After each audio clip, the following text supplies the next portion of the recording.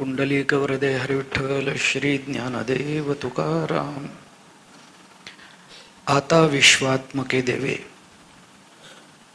येणे वाग्यज्ञे तोषावे, तोषोनी मज द्यावे पसाय दान हे.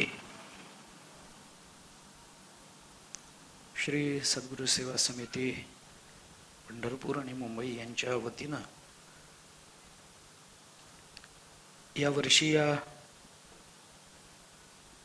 प्रवचनमालेचं आयोजन केलेलं आहे. त्यातल्या प्रथम सत्राला मी आरंभ करतो आहे. या सत्राकरता उपस्थित सर्व आपण आदरणीय मंडळी, पसायदानाबद्दल ज्यांच्या अंतःकरणामध्ये तीव्रतम प्रेम आहे, पसायदान म्हणण्याने आणि पसायदानाचा अर्थ समजावून घेण्याने माणसाचं व्यक्तिगत आणि सामाजिक जीवन हे अंतर्बाह्य बदलून जाईल याच्यावर आपल्या सर्वांचा विश्वास आहे. संत वाङ्मय मानवी कल्याणाचं एकमेव साधन आहे. या विश्वासानं जमलेल्या आपल्या सर्व हृदय श्रोत्यांना अंतःकरणपूर्वक वंदन करतो. आपल्या सर्वांच्या चरणी नतमस्तक होतो. मला कल्पना आहे की उशीर झालेला आहे, पण पसायदानाची ही 3 दिवसाची प्रवचनमाला पसायदानामध्ये ज्ञानेश्वर महाराजांनी व्यक्त केलेल्या सर्व भावनांना अभिव्यक्त करू शकेल याच्यावर माझा स्वतःचा पूर्ण विश्वास नाही.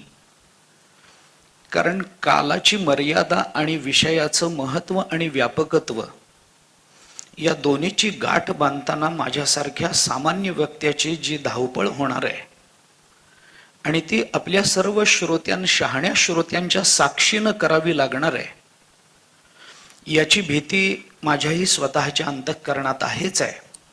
तथापि निदान कुठेतरी प्रारंभ झाला पाहिजे.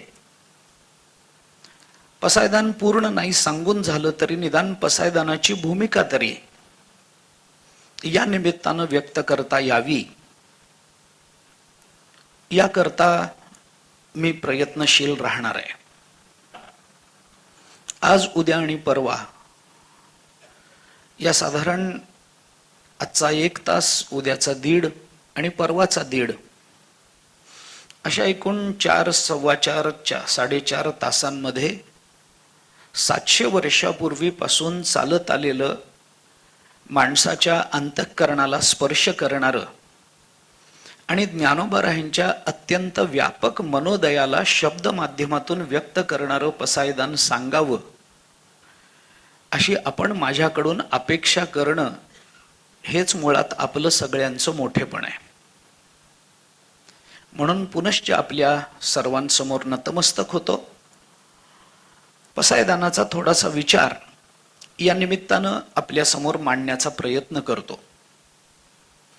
ही प्रवचनमाला ज्यांच्या स्मृतीप्रित्यर्थ इथे संपन्न होते आहे ते वैकुंठवासी विष्णुपंत देहाडराय, ज्यांचं चरित्र आत्ता त्यांच्या चिरंजीवांच्या मुखातून आपण ऐकलं. सगळं नाही तरी निदान ज्यांच्या स्वभावाची चुणूक तरी आपल्याला कळाली असेल. देव, देश आणि धर्म याच्याकरता त्यांनी आपलं उभं आयुष्य व्यतीत केलं. नुसतं व्यतीत केलं नाही तर समोरच्याला भीती वाटावी इतक्या अभिनिवेशानं व्यतीत केलं. त्याकरता त्यांनी काय कष्ट केले, काय टीका सहन केल्या, त्याकरता काय परिश्रम केले आणि काय शिक्षाही भोगली, याचा अगदी स्वल्प विचार आता आपण ऐकला. अधिक बोलणार नाही. त्यांच्या प्रती नतमस्तक होतो, कृतज्ञता व्यक्त करतो आणि आयोजकांना अंतःकरणपूर्वक धन्यवाद देत माझ्या विचाराला मी प्रारंभ करतो. ज्ञानेश्वर महाराजांचं पसायदान ही सर्वतोमुखी असणारी एक वैश्विक प्रार्थना आहे. ही प्रार्थना आहे हे म्हणण्यामध्येच याच्यामध्ये काही मागणं आहे हे आपल्याला कळून जातं. प्रकृष्टेभ्यो अर्थना प्रार्थना अशी प्रार्थना शब्दाची एक व्युत्पत्ती सांगितली जाते. किंवा प्रकृष्टानाम अर्थना, प्रकृष्टात अर्थना प्रार्थना, अशा अर्थाने प्रकृष्ट अर्थना प्रार्थना या अर्थाने ते चालतं. विभक्ती प्रत्यय बदलून मोठ्यांनी मोठ्यांकडे मागितलेलं मोठं मागणं असा त्याचा सर्धोपट एक अर्थ करून आपल्याला त्याचा विचार करता येतो. फार त्या संकल्पनेमध्ये न अडकता ज्ञानेश्वर महाराजांनी आपल्या सद्गुरूंच्या चरणाजवळ मागितलेलं हे जे मागणं आहे, या मागणीच्या मागे भाव काय असेल, या मागणीचं महत्व काय असेल, आपल्याला सगळ्यांना माहिती पाठ असणारं पसायदान आहे. आपण रोज म्हणतो आणि रोज म्हणतो ते आपल्याला मुखोद्गत आहे इतकं की झोपेतून उठून बसून जर पसायदान म्हणा असं आपल्याला म्हटलं तर आपण बिनचूक पसायदान म्हणतो, क्रम न चुकता. इतकं आपल्या त्या मुखात बसलंय आणि इतकं ते मुखात बसलंय म्हणूनच की काय कदाचित त्याच्या अर्थाकडे आपलं फार दुर्लक्ष होत राहिलंय. जे आपल्या सहज मुखामध्ये बसतं, अंगवळणी पडलेलं असतं, संकल्प रहित असे त्याचे उच्चार आपल्या मुखातून बाहेर पडायला लागतात. पडिले वळण इंद्रिया सकळा असं तुकोबाराय म्हणतात. तसं केवळ जिभेला वळण पडलंय म्हणून जे खळांची व्यंकटी सांडो झालं की मग त्याच्या पुढे हे दुरितांचे तिमिर जावो, त्याच्या पुढे अमुक, त्याच्या पुढे तमुक करत करत सुखिया झाला इथपर्यंत आपण कसेही पोचतो. इतकं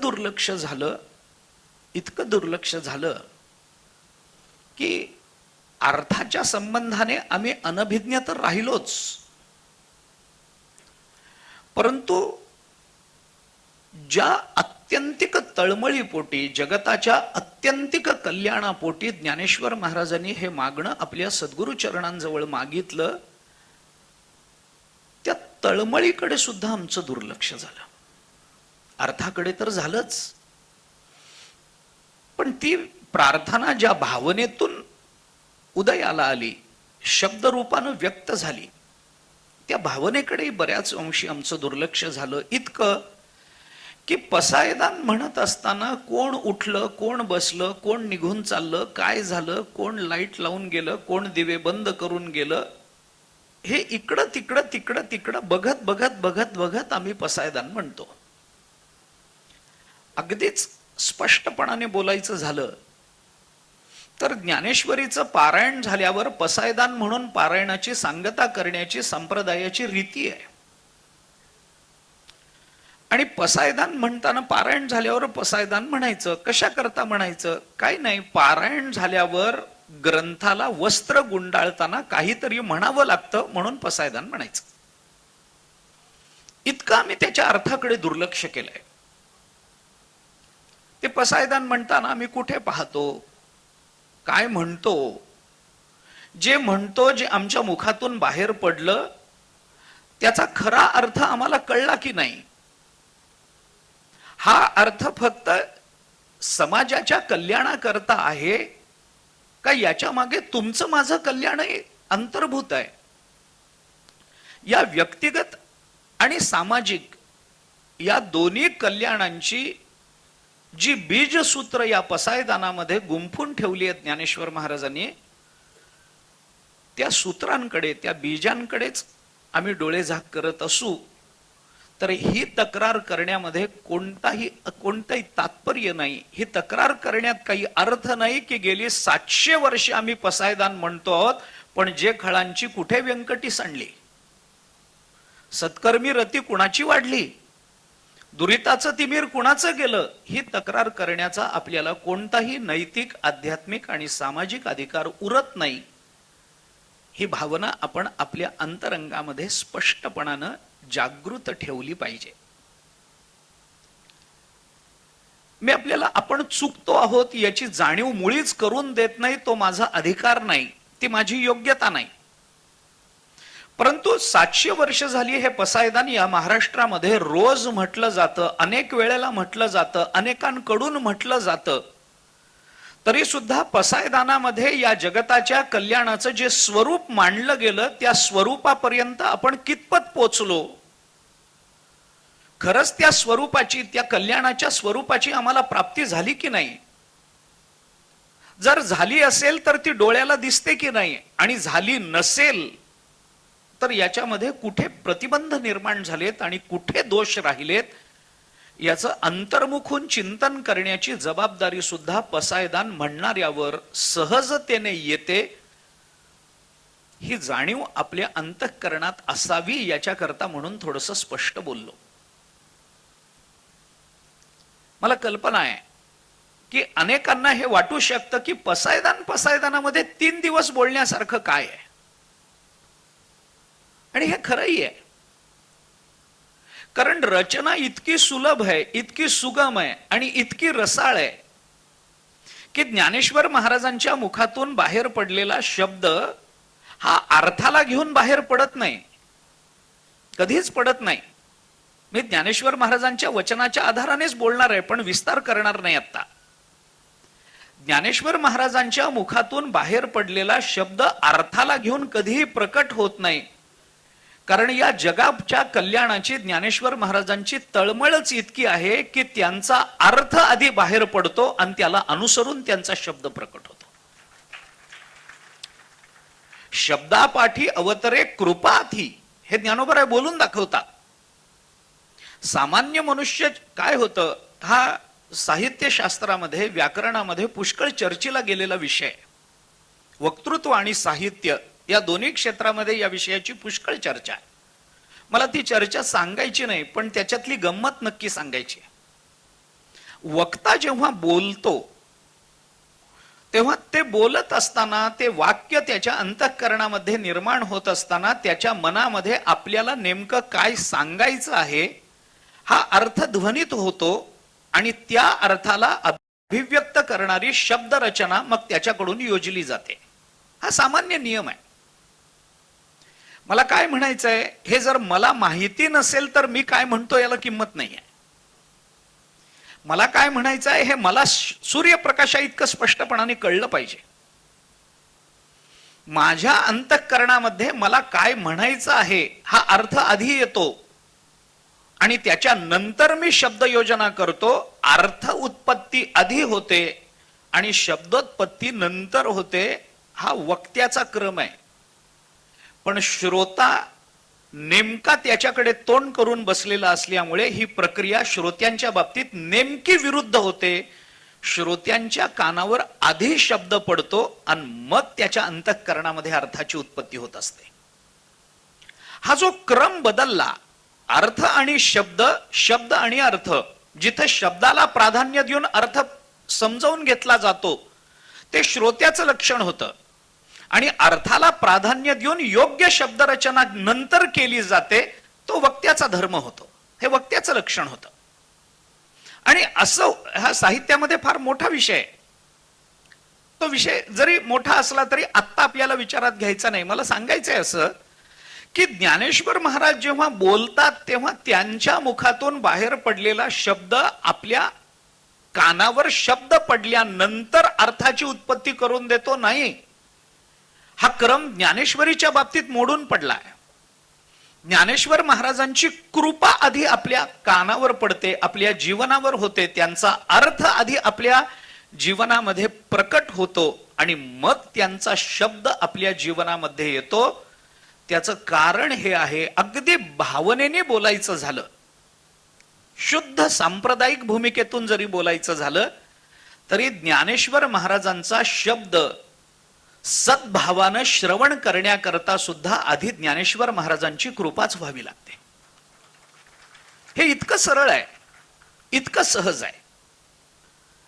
याच्यातला भावनेचा भाग जरी आपण बाजूला ठेवला तरी ज्ञानेश्वर महाराजांच्या पसायदानाच्या मागची ज्ञानेश्वर महाराजांची अत्यंत उत्कट, अत्यंत व्यापक अशी जी भावना आहे,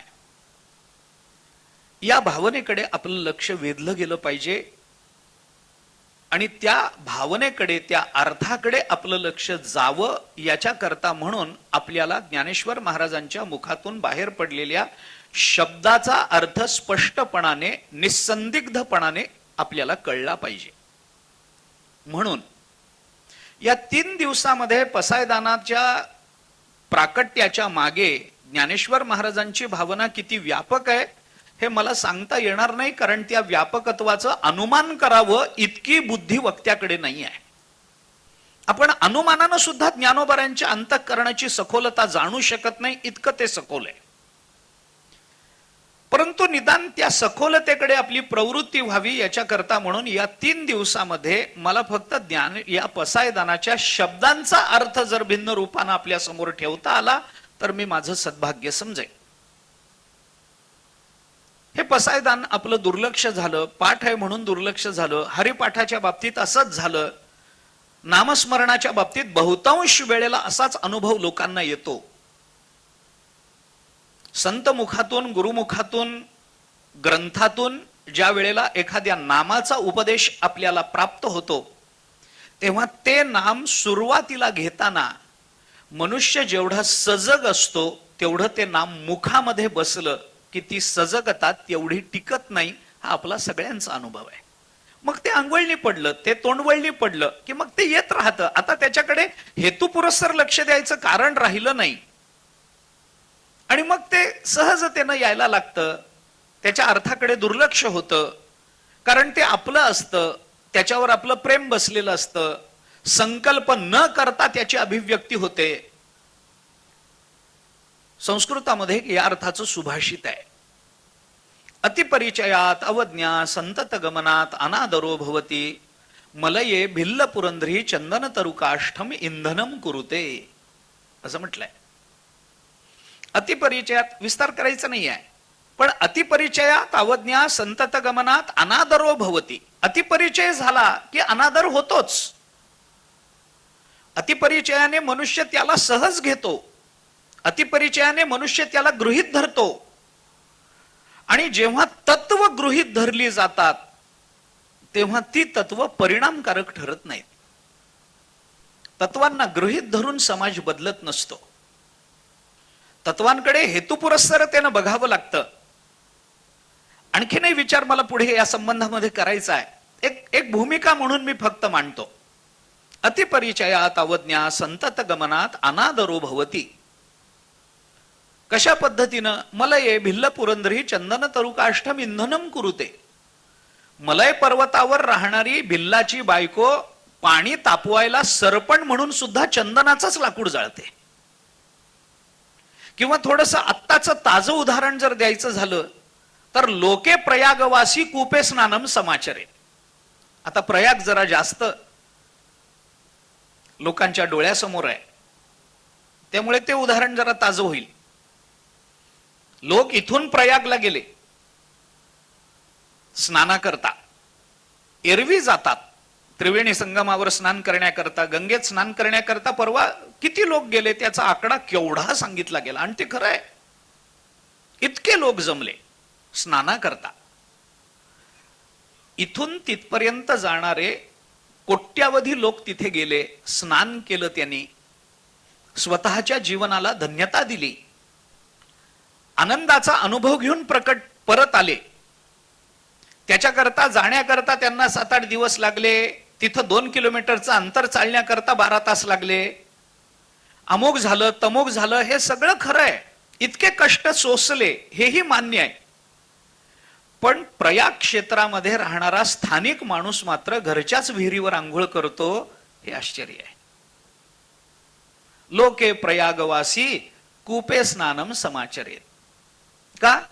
कारण त्याला माहिती आहे त्रिवेणी संगम आपलाच आहे. हे आत्ता येतील आणि महिन्याभरात परत जातील. आपण इथलेच आहोत, कुठं जाणार आहे, कुठं जाणार आहे. आणि हे प्रयाग क्षेत्रातच असतं असं नाही, प्रत्येक क्षेत्रात हीच अवस्था आहे. स्थानिक मनुष्य. कारण का? कारण तो तिथे राहतो, नित्य पाहतो. त्यामुळे अतिपरिचयात अवज्ञा हे सूत्र त्याच्या बाबतीत निश्चित लागू पडतं. तसं पसायदानाच्या बाबतीमध्ये आपलं होऊन गेलंय. अतिपरिचयात अवज्ञा संतत गमनात अनादरो भवती. मग काय करा? काय नाही, पारायण झालं की म्हणा पसायदान, संध्याकाळ झाली म्हणा पसायदान, अमुक अमुक कार्यक्रम झाला म्हणा पसायदान, श्रद्धांजली झाली म्हणा पसायदान. पसायदानाचं गांभीर्य कुठे आहे?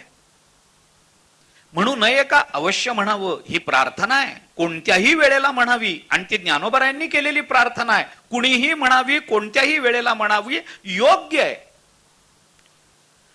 पण प्रसंगानुरूप या प्रार्थनेची व्यक्तता जर प्रार्थनेचं गांभीर्य हरवून बसत असेल तर ती व्यक्तता ही तांत्रिक होईल. आपल्या शुद्ध मराठीत बोलायचं झालं तर आपण मेकॅनिकली पसायदान म्हणू. तांत्रिक होईल म्हटलं तर थोडं इंग्रजी कळायला अवघड जाईल. मेकॅनिकली म्हटलं तर मराठीत शुद्ध कळेल लोकांना, है ना? तांत्रिक होऊन जाईल ते म्हणणं. क्रिया तांत्रिक होण्यात अडचण नसते, पण क्रियेची तांत्रिकता ही जर त्या क्रियेच्या मागच्या भावनेला तिरोहित करत असेल तर ती तांत्रिकता कोणत्याही निश्चयात्मक आणि दूरदृष्टीनं योजलेल्या कर्माचं स्थिर फल आपल्या पदरात टाकत नाही. ही वस्तुस्थिती आहे. माझी भाषा थोडी जड वाटत असेल आपल्याला, पण आपण याचा विचार करा. काय आहे हे पसायदान? काय म्हटलंय ज्ञानोबारायांनी? काय मागितलंय? कुणाकडे मागितलं? कशा करता मागितलं? पसायदान म्हणताना नुसतं ज्ञानोबारायांचं चरित्र जरी आठवलं तरी पसायदानाची सखोलता चटकन कळून जाते. अरे, ज्यांची सावली अंगावर पडली तर लोकांनी आंघोळी केल्या, ज्यांना खाण्याकरता काही पदार्थ मिळू दिला नाही, ज्यांचं नाव उच्चारलं तर पाप लागेल अशी भीती घातली, ज्यांचा स्पर्श सुद्धा विटाळ मानला, ज्यांना गावाबाहेर हकलून दिलं, त्यांच्या वडिलांना देहांत प्रायश्चित्त घ्यायला भाग पाडलं, इतकं सगळं सोसून ज्ञानेश्वर महाराज जर किंबहुना सर्व सुखी म्हणत असतील तर एवढ्या एका चरित्र स्मरणाने, मी श्रवणाने म्हणत नाही, नुसत्या एवढ्या ज्ञानोबारायांच्या चरित्र स्मरणाने आपल्याला पसायदानाची व्यापकता कळायला हरकत नाही. तसं संत वाङ्मयाच्या मागे संत चरित्र असतंच. संत वाङ्मय हे संत चरित्राचं शब्दरूप व्यक्तरूप असतं, शब्दानं केलेलं व्यक्तरूप असतं. तुकोबारायांच्या जीवनामध्ये तुकोबारायांना जे अनुभव आले त्या अनुभवाचं शब्दरूप पारमार्थिक किंवा शाब्दिक पारमार्थिक अभिव्यक्ती म्हणजे अभंग आहेत. मग ते अभंग कोणत्या भूमिकेतून व्यक्त झाले, कोणत्या काळात व्यक्त झाले, कोणत्या भावनेने व्यक्त झाले, याच्यामध्ये कदाचित तपशिलात भेद असू शकतील. पण अगदी सामान्य अनुभव आहे की तुकाराम महाराज चालत निघाले आणि त्यांची चाहूल लागून चिमण्या उडाल्या. तर चिमण्या उडाल्या म्हणून तुकोबारांनी देवाला गारहणं घातलं. अवघी भूते साम्य आली देखील याम्या काही होती, विश्वास तो खरा मग पांडुरंग कृपेचा. तुकाराम महाराजांनी देवाला सांगितलं, देवा, चिमण्यांबद्दल माझ्या अंतःकरणात कोणताही द्वेष नव्हता, तर चिमण्या मला का घाबरल्या? मी असं काय पाप केलंय म्हणून चिमण्या मला पाहून उडाल्या? वाईट वाटलं तुकाराम महाराजांना. किती साधा अनुभव आहे हा. अनुभव आपल्याला येत नाही का? येतो ना. उलट पक्षी तुकाराम महाराज आले म्हणून त्यांची चाहूल लागून चिमण्या उडाल्या याचं तुकाराम महाराजांना वाईट वाटलं. आपण येऊन जर चिमणी उडाली नाही तर आपल्याला वाईट वाटतं. मी येऊन उडत नाही म्हणजे काय? अनुभव नाही तसं नाही. तसं म्हटलं तर हा प्रापंचिक अनुभव आहे. तसं म्हटलं तर हा सगळ्यांना येऊ शकणारा अनुभव आहे. पण या अनुभवावरची तुकोबारायांची जी प्रतिक्रिया आहे ती लौकिक प्रतिक्रिया नाही, ती मानवी प्रतिक्रिया नाही. त्यामुळे ती प्रतिक्रिया, ती भावना ज्या वेळेला शब्दाचं रूप घेऊन व्यक्त होते ना, त्या वेळेला तो अभंग होतो. नाही तर मग भंग पावणं तर आहेच की नशिबाला आपल्या, ते तर चालूच आहे. पुष्कळ विचार आहे. तुकोबारायांचं चिंतन करणं आत्ता माझ्या समोरचा विषय नाही, मी तिकडे जातही नाही. मला म्हणायचं एवढंच होतं की ज्ञानेश्वर महाराज तुकाराम महाराजांचे शब्द ज्या वेळेला आपण ऐकतो वाचतो त्या वेळेला त्याच्या श्रवणामध्ये जर त्यांच्या चरित्राचं स्मरण झालं तरी त्या शब्दाची सखोलता आणि त्या शब्दाची उत्तुंगता या दोन्हीचा अनुभव, निदान अनुभवाची कल्पना तरी यायला आपल्याला हरकत नसावी, एवढंच मला म्हणायचं होतं. आणि म्हणून हे पसायदान ही ज्ञानेश्वर महाराजांची आपल्या सद्गुरूंच्या चरणाजवळ केलेली मागणी आहे. एवढ्याच अर्थानं जर आपण त्या पसायदानाकडे बघू तर आपण पसायदानच नाही तर ज्ञानेश्वरी आणि ज्ञानेश्वर महाराजांच्या चरित्रासकट ज्ञानेश्वर महाराजांचं व्यक्तिमत्व यांच्याशी प्रतारणा करतो आहोत असा भाव निर्माण होईल. ही केवळ एक भाबडी प्रार्थना नाही आहे की मला तुम्ही एवढं द्या, मी एवढं केलंय, मी हा ग्रंथसिद्धीला तुमच्या कृपेनं तुम्ही नेलेला आहे, मी आता तुमचा पाईक झालेलो आहे, म्हणून हा ग्रंथ, हा वाग्यज्ञ मी केलाय, म्हणून आता मला एवढं द्या. एवढं सोपं मागणं नाही आहे, इतकं सहज नाही आहे. आपण विचार करा, भोळी भाबडी प्रार्थना नाहीये. जगाने सुखी व्हावं अहो हे तर म्हणणारे सगळेच असतात.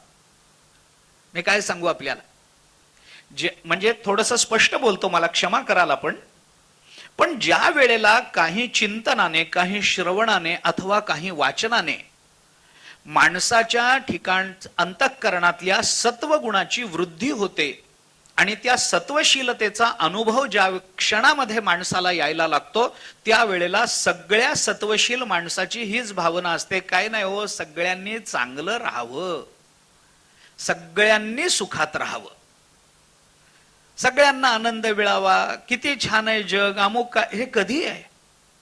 जेव्हा आमची सत्वशीलता वृद्धिंगत होत असते त्यावेळेला. कुणाला वाटत नाही हे?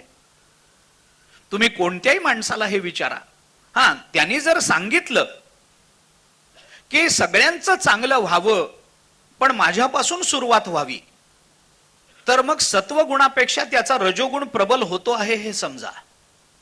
आणि जर तो असं म्हणाला की इतरांचं काय व्हायचंय ते हो, पण माझंच भलं झालं पाहिजे, तेव्हा त्याचा तमोगुण शिगेला पोचलेला आहे असा अनुमान काढायला कोणत्याही प्रत्यवाय नाही आहे. हे आपण सहज करू शकतो. पण ज्या वेळेला सत्वगुणाची वृद्धी आहे त्यावेळेला आपल्याला हे वाटत नाही का? हे वाटत नाही का की सगळ्यांनी आनंदात राहावं, सगळ्यांनी सुखात राहावं, सगळ्यांना चांगलं मिळावं, सगळ्यांनी चांगले विषय भोगावेत, सगळ्यांनी एकमेकांना मदत करावी, सगळे एकमेकांच्या उपयोगाला यावेत, आणि मग भूता परस्परे पडो मैत्र जीवाचे. हे काय? हे काय की ग्रंथ निर्मितीनंतर ज्ञानोबारांच्या अंतःकरणामधल्या सत्वशीलतेचा जो, म्हणजे क्षमा मागून बोलतो, जो उद्रेक झाला असं माणसाला वाटतं. सत्वशीलता वाढल्यामुळे ज्ञानोबाराय असं बोलतात असं वाटतं, असं नाही आहे. कारण ही प्रार्थना वैश्विक आहे. ही या प्रार्थनेला कालपरिच्छिन्नता नाही, म्हणून 700 वर्ष झाली तरी या प्रार्थनेतलं अक्षरही बदललं नाही आणि बदलण्याचं कारणही पडलं नाही. कारण पडलं नाही याचा अर्थ प्रार्थनेचा परिणाम झाला नाही असं नाहीये.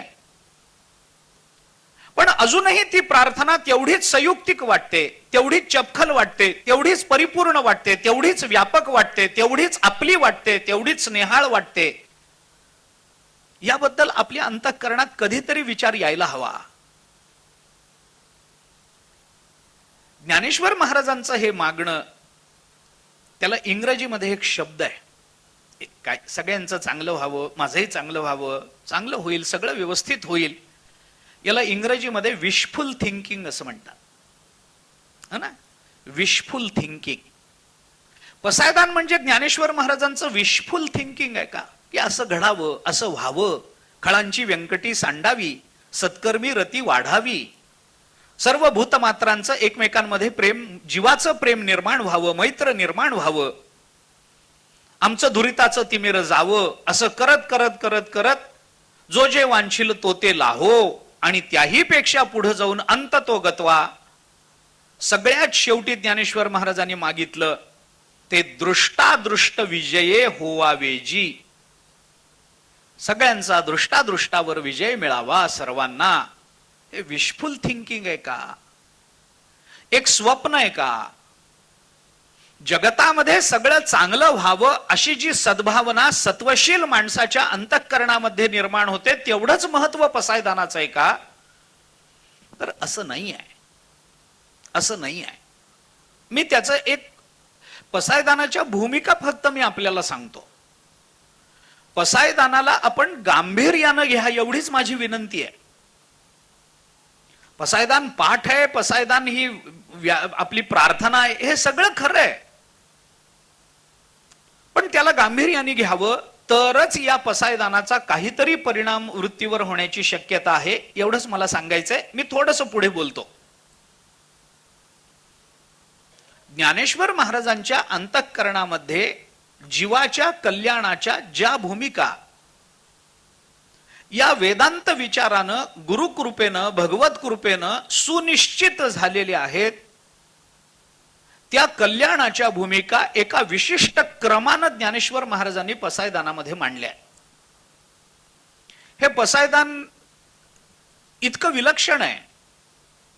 वास्तविक हे पसायदान म्हणजे ज्ञानेश्वरीचं एक अंग आहे. ज्ञानेश्वरीच्या शेवटी आलेली एक प्रार्थना आहे, ग्रंथाचं एक अंग आहे.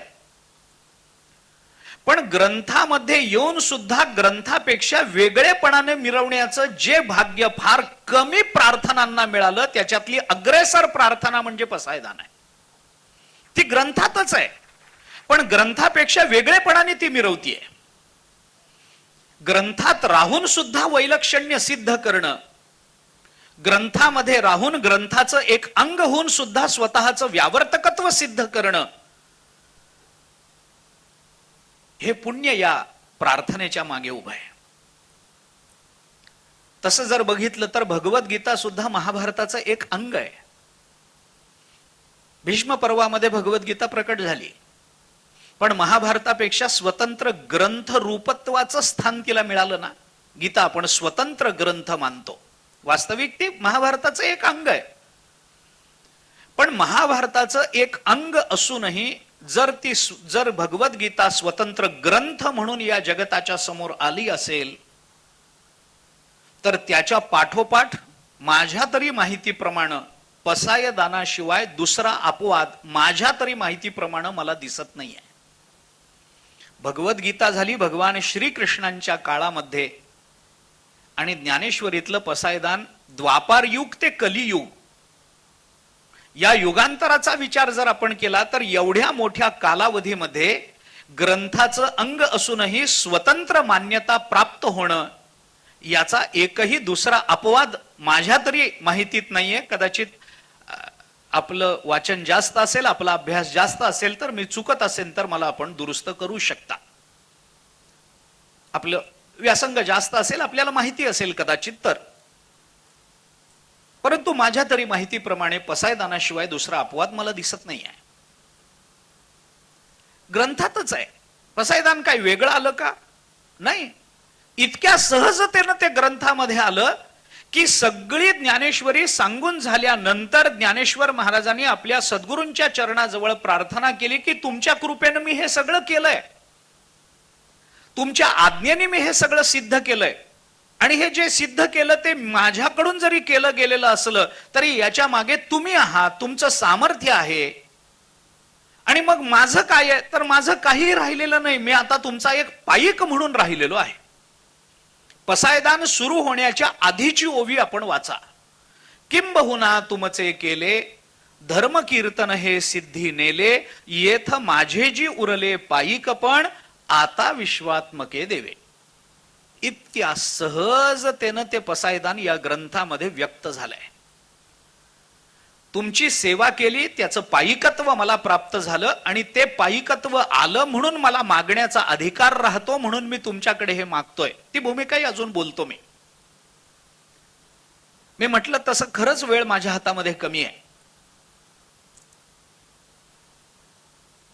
उशिरा सुरू झालं तरी निदान पहिल्या दिवशी तरी वेळेवर सोडणं, हे निदान वक्त्याबद्दल श्रोत्यांच्या अंतःकरणात गैरसमज तरी निर्माण होऊ नये याच्याकरता करावं लागतं. उद्यापासून आहोतच तुम्ही, आम्ही नाही, मी लांबवणार नाहीच आहे. वेळेवर सुरू करू, वेळेवर संपवू. या पसायदानामध्ये हे मी का सांगितलं की हे इतक्या सहजतेनं त्या ज्ञानेश्वर महाराजांच्या पायिकत्वाची भूमिका मांडून झाल्यानंतर तेवढ्याच सहजतेनं हे पसायदान व्यक्त झालं असं मी म्हणतो. त्याचं कारण असं आहे की पसायदान आणि ज्ञानेश्वरी ग्रंथ एकच असला तरी वेगळी प्रार्थना म्हणून ती जगन्मान्य झाली. आणि जर ती झाली आहे आणि तशा अर्थाने सगळ्या संतांनी त्याला दुजोरा दिलेला आहे, तर या दोन्हीचा अनुबंधही आपल्याला लक्षात घेता आला पाहिजे. गंमत ही आहे की सगळी ज्ञानेश्वरी व्यक्त करताना, भगवद्गीतेवरची टीका म्हणून व्यक्त करताना, जगाला भगवंताची वचनं कळावीत याच्याकरता तळमळीनं बोलताना, या ज्ञानेश्वरीच्या प्राकट्याच्या मागे पसायदानाची भावना आहे आणि पसायदानाच्या मागे संपूर्ण ज्ञानेश्वरीची तळमळ आहे. हा या दोन्हीतला अनुबंध आहे, हे लक्षात घेतलं पाहिजे. पसायदानामध्ये ज्ञानेश्वरीचं प्रतिबिंब आहे. आपल्याला आत्ता तेवढा वेळ नाही, मला जसा संदर्भ लागेल तसं मी आपल्याला पुढे कदाचित सांगत जाईन जर माझ्या स्मरणात राहिलं तर.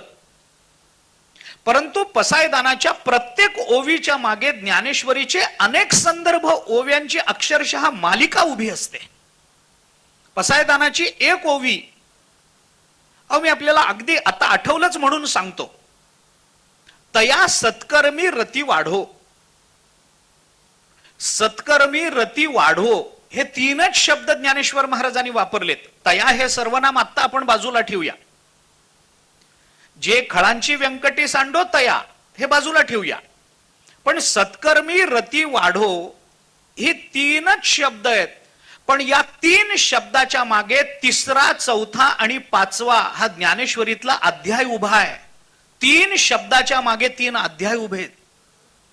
सत्कर्मी रती वाढो हे म्हणताना पसायदानामध्ये ज्ञानेश्वरीचं प्रतिबिंब आहे. ज्ञानेश्वरीच्या मागे पसायदानाची तळमळ आहे, जे किंबहुना सर्व सुखीची.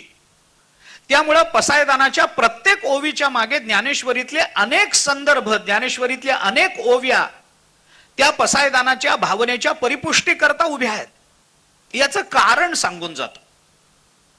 ही एक प्रक्रिया आहे, ही एक भूमिका आहे. आणि थोडस स्पष्ट बोलायचं झालं तर आपल्या भारतीय संस्कृतीतल्या ग्रंथ निर्मितीमध्ये किती प्रगल्भता आणि किती परिपूर्णता आहे हे आपल्याला या निमित्तानं तरी लक्षात येईल. आपल्याला सगळ्यांना, तुम्हाला आम्हाला सगळ्यांनाच याचा विचार करणं सोपं जाईल. आपली रचनाच अशी आहे. जगामध्ये अशा पद्धतीचा विचार कदाचित कुठे दिसणार नाही. माझा काही सगळ्याचा अभ्यास नाही, परंतु मला नाही वाटत. ज्ञानेश्वरी ही गीतेवरची टीका आहे, हे मान्य आहे की गीतेची टीका एवढ्याच अर्थानं आपल्याला ज्ञानेश्वरीला मर्यादित करता येणार नाही, त्यापेक्षाही जास्त काही आहे, हे मान्य आहे. मला ज्ञानेश्वरी बद्दल बोलायचं नाही, पण थोडस स्पष्ट करायचं आहे. भगवंतानी अर्जुनाला जो उपदेश केला तो गीतेत प्रकट झाला. ज्ञानेश्वर महाराजांनी तो उपदेश आपल्याला आपल्या भाषेमध्ये व्यक्त करून दिला, दृष्टांताच्या माध्यमातून सोपा करून दिला. झालं. पण फक्त भगवंतानी सांगितलं तेवढंच ज्ञानेश्वर महाराजांनी सांगितलं नाही, तर भगवंताला जे सांगायचं होतं पण युद्धाच्या पार्श्वभूमीवर व्यक्त करायला वेळ नव्हता, तेही सगळं ज्ञानेश्वर महाराजांनी ज्ञानेश्वरीत सांगितलं. भगवंताचं बोलणं तर सांगितलंच, पण भगवंताला बोलायचं होतं पण बोलू शकले नाहीत, असं भगवंताचं मनोगतही ज्ञानेश्वरीत व्यक्त झालं.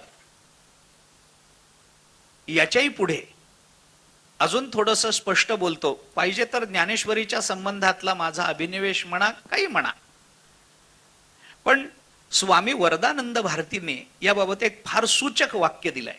मला त्याचा उल्लेख करतो आणि मी पुढे जातो. अगदी सरळ. भगवान श्रीकृष्णाने जर ज्ञानेश्वरी वाचली, ऐका, आपण बारीक ऐका. भगवान श्रीकृष्णांनी जर ज्ञानेश्वरीची पारायण केली तर भगवान श्रीकृष्ण सुद्धा आळंदीला ज्ञानोबारायांना भेटून इतकंच म्हणतील की मलाही असंच सांगायचं होतं पण जमलं नाही.